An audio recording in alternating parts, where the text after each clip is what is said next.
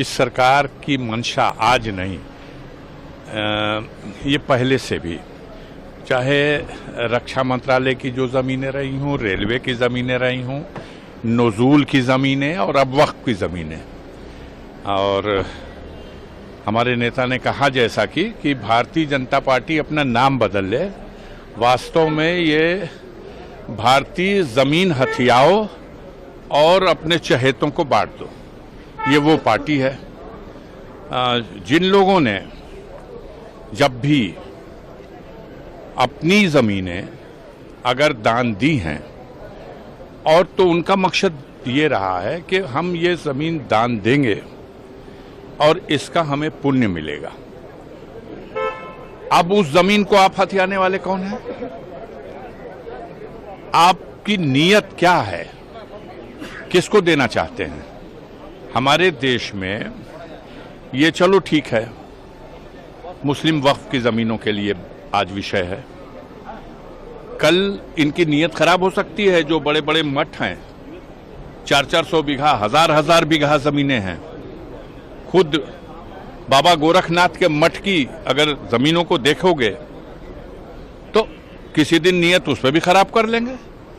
इन्हें हर हालत में चीज़ें निकालनी है और निकाल करके अपने चहेतों को थमानी है।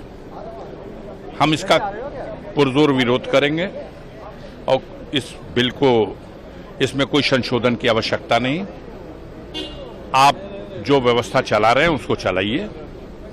देश की जनता को गुमराह करने के लिए, महंगाई पर, बेरोजगारी पर ये जो फेलियर हैं उसका ध्यान हटाने के लिए आप ये सब कुछ करना चाहते हैं। आप क्या ये माने अफजल साहब कि इस संशोधन, इस बिल के संशोधन के जरिए एक मुस्लिम पे टारगेट भी है और आप चाहते हैं कि जो मठ है उनके ऊपर भी ऐसा संशोधन? आगे चल के मैंने कहा, इब्तदाई इश्क है रोता है क्या, आगे आगे देखिए होता है क्या।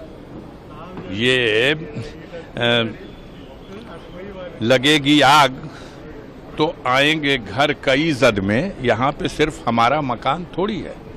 अब जिन लोगों ने अपना दिल पड़ा किया और अपनी संपत्ति वक्फ बोर्ड में दे दिया और उसका संचालन और व्यवस्था, और वो एक ऐसी संस्था है जो हमारे संविधान के अनुसार है और उसमें आपके दखल अंदाजी की कोई जरूरत ही नहीं सरकार की। वो चुनी हुई बॉडी होती है। आप उस पर अपने प्रतिनिधि थोपना चाहते हैं। आप जनता का ध्यान हटाने के लिए रोजी रोजगार से, बेरोजगारी, महंगाई से कहीं चर्चा है? प्याज कहाँ चली गई? प्याज कहाँ है? लहसुन कहाँ है? आलू का रेट क्या हुआ? इस सवाल पे कोई चर्चा तो है नहीं। ये चाहते यही हैं, ये यही चाहते हैं। कानून व्यवस्था की स्थिति बद से बदतर हो गई है।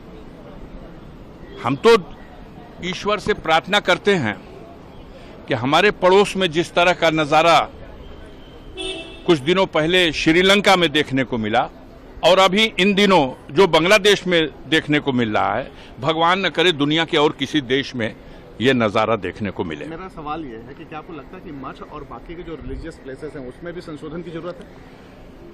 हम तो चाहेंगे कि सरकार अपनी सोच और विचार में संशोधन करे।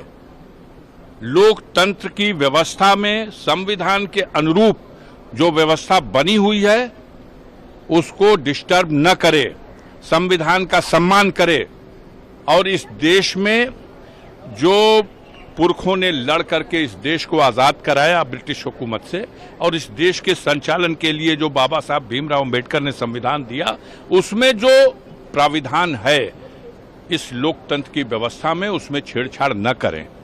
जनता माफ नहीं करेगी।